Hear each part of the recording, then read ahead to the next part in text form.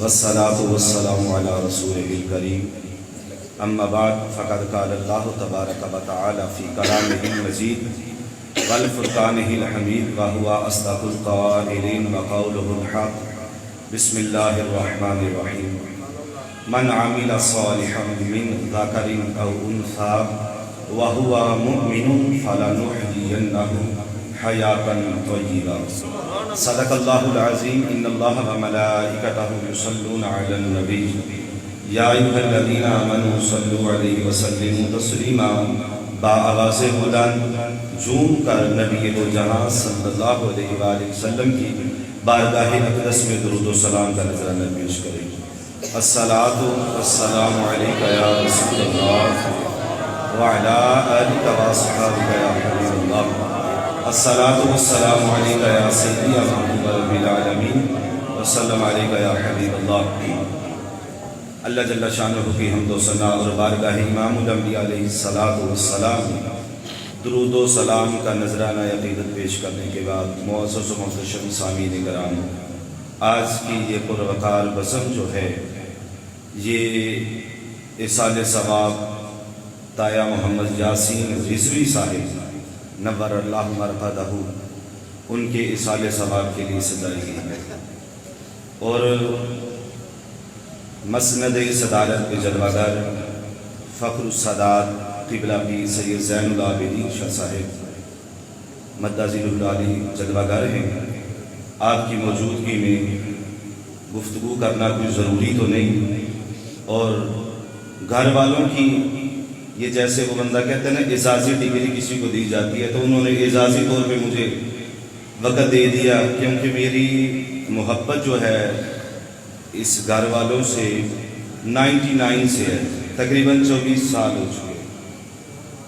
اور تایا جی صاحب ان کی خدمات انوار مدینہ کے لیے ہم سے کوئی ڈکی چھپی نہیں.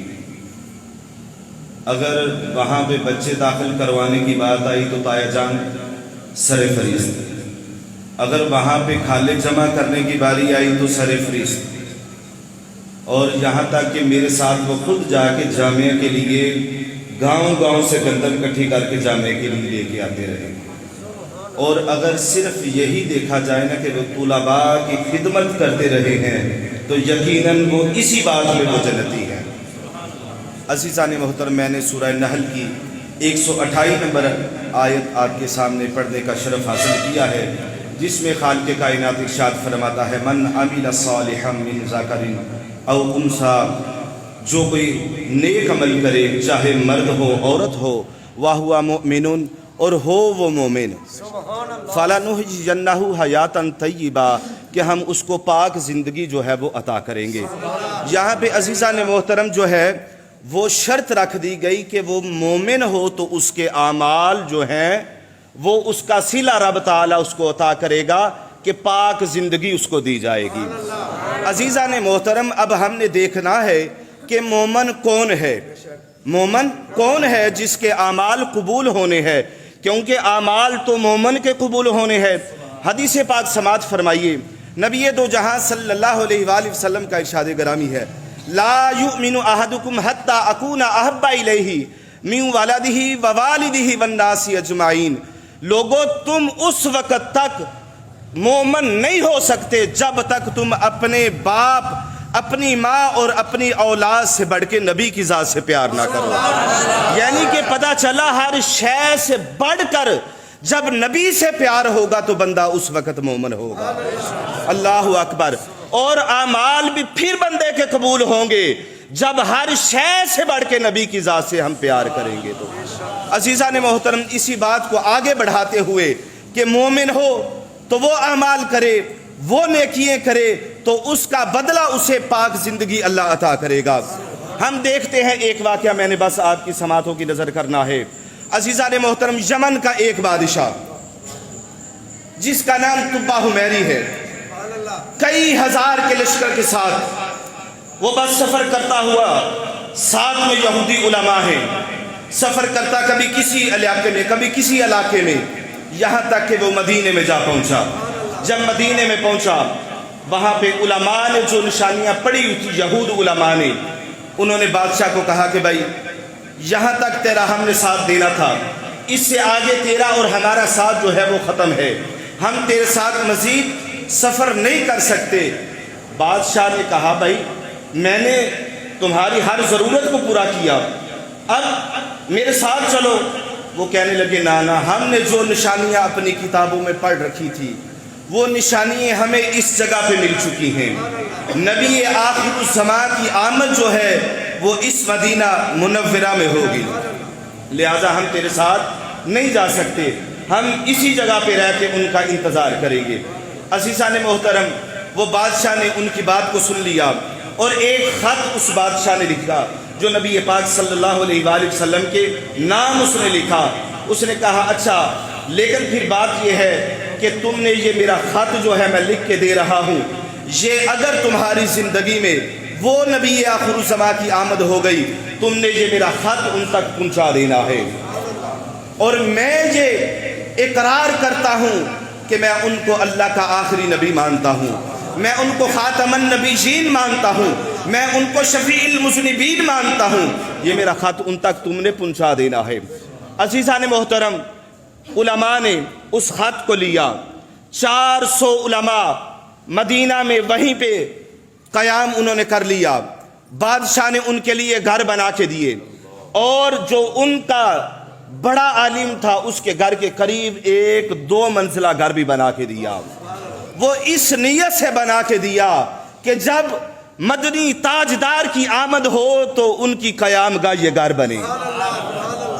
عزیزان محترم، وقت گزرتا گیا، 1000 سال گزر گیا۔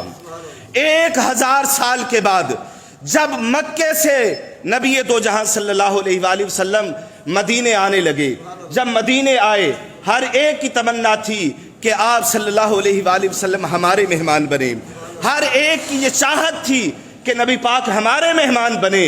آپ نے فرمایا میں نے ڈاچی کی مہار کو چھوڑ دو، ڈاچی کی مہار کو، یہ ڈاچی جانتی ہے میں نے کس جگہ پہ جا کے قیام کرنا ہے۔ عزیزان محترم، علماء اس پہ بڑی بڑی وضاحت کرتے ہیں لیکن وضاحت کی ضرورت نہیں۔ وہ سواری چلتی چلتی حضرت ابو ایوب انصاری کے گھر کے سامنے جا کے بیٹھ گئی۔ جب سواری وہاں پہ بیٹھی، سرکار جو ہے وہ حضرت ابو ایوب انصاری رضی اللہ تعالی عنہ کے گھر میں تشریف فرما ہوئے، اور جب آپ جا کے بیٹھے تو عزیزان محترم جب ملاقات ہوئی آپ نے اسی وقت فرمایا، کیونکہ وہ خط پہنچتا پہنچتا حضرت ابو ایوب انصاری تک آ چکا تھا، اور آپ نے اپنے غلام کے پاس وہ رکھوایا ہوا تھا جس کا نام لیلا تھا، کہا لاؤ وہ میرا خط دو۔ آپ نے اس غلام کو پہچانا بھی، اور وہ خط جو تھا 1000 سال پہلے جو وہ لکھ کے دیا گیا تھا آپ نے وہ طلب کیا، کہا لاؤ وہ میرا خط دو جو بادشاہ نے میرے نام پہ لکھا ہوا تھا۔ عزیزان محترم، سرکار نے وہ خط پڑھا اور یقیناً سرکار نے اس بادشاہ کو قبول بھی فرما لیا ہوگا۔ بات یہ ساری کرنے کا مقصد، صرف اتنی بات لمبی کی ہے، مقصد جو بیان کرنے لگا ہوں، 1000 سال وہ خط پڑا رہا، 1000 سال تک وہ خط قائم رہا۔ عزیزان محترم، وہ خط ضائع نہیں ہوا، چمڑے پہ تھا تب بھی ضائع نہیں ہوا، اگر کاغذ پہ لکھا تھا تب بھی ضائع نہیں ہوا، جس صندوق میں رکھا گیا وہ صندوق بھی ختم نہیں ہوا۔ میں یہ اپنے وجدان سے کہتا ہوں، جس صندوق میں پڑا تھا اس کی کلوں کو زنگ بھی نہیں لگا ہوگا، وہ اس لیے وہ خط بھی قائم رہا، اس پہ محمد الرسول اللہ کا نام لکھا تھا۔ ارے جس خط پہ محمد الرسول اللہ کا نام لکھا ہو وہ خط ضائع نہیں ہو سکتا، جس دل میں محمد کا نام لکھا ہو وہ دل بھی ضائع نہیں ہو سکتا، اور وہ جسم بھی قبر میں جا کے ضائع نہیں ہو سکتا۔ اللہ اکبر۔ زمین میلی نہیں ہوتی، زمن میلا نہیں ہوتا، محمد کے غلاموں کا کفن میلا نہیں ہوتا۔ عزیزان محترم، یہ تو بات ہے نا سرکار کی، کہ سرکار کا نام جس کے دل میں ہو اس کا دل نہ میلا ہوتا ہے نہ اس کا جسم جو ہے وہ کیڑے کھاتے ہیں۔ کیوں؟ کہ وہ مومن ہے۔ اس کے دل میں محبت ہے سرکار کی اور اس کی حیاتاً طیبہ رب اس کو عطا کرے گا۔ یہ تو امام الانبیاء کی ذات ہے۔ کئی سال پہلے حضرت نوح علیہ السلام کی کشتی کے جو تختے ملے جو کہ برطانیہ میں عجائب گھر میں رکھے گئے، اور برطانیہ کے اخبار ویکلی میرر نے یہ لکھا بھی، جب تحقیق ہوئی تو پتہ چلا یہ کئی سال گزر جانے کے بعد بھی یہ تختے جو ہیں ان کو مٹی نے کھایا نہیں، یہ تختے جو ہیں وہ محفوظ رہے۔ وجہ کیا تھی؟ تحقیق کرنے کے بعد پتہ چلا کہ عبرانی زبان کے اندر اس کے اوپر 5 تن کا نام لکھا ہوا تھا۔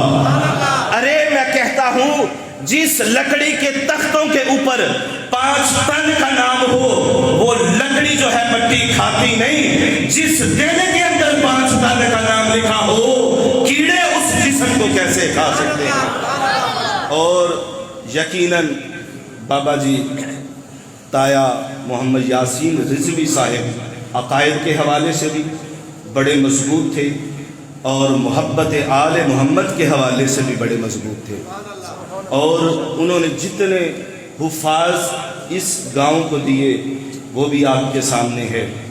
دعا ہے کہ خالق کائنات ان کے اہل خانہ کو صبر جمیل دے، اور ان کے لیے یقیناً بہت سارے صدقہ جاریاں ہیں۔ حافظ شعیب منیر صاحب ان پہ بڑے خوش ہوتے تھے، میں اکثر کہتے تھے اس منڈے سے میں راضی ہوں۔ کس لیے راضی ہوں؟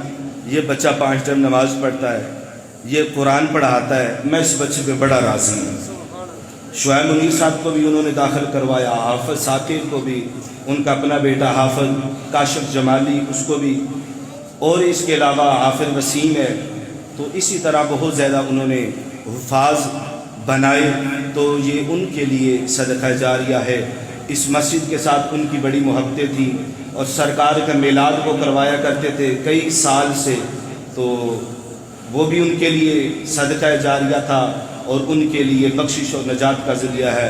دعا ہے کہ خلاق کائنات تایا جان کے درجات بلند کرے، اور ہمارا آنا، آپ کا آنا اللہ پاک اپنی بارگاہ میں قبول فرمائے۔ وآخر دعوانا الحمدللہ۔